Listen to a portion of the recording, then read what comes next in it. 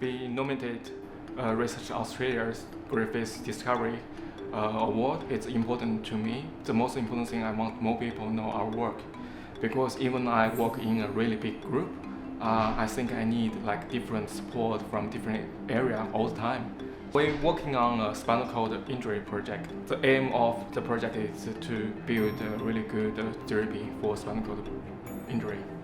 We're using a lot of 3D printing technique, but mainly we're still based on cell biology. And the strategy we're using, not using just the normal cell suspension for transplantation. When combine our technique to other people, like other stem cell therapy or other cell therapy. Thanks for Research Australia nominate me as the Research Australia's Griffiths Discovery Award. And also thanks for Griffiths University. It's the best research environment.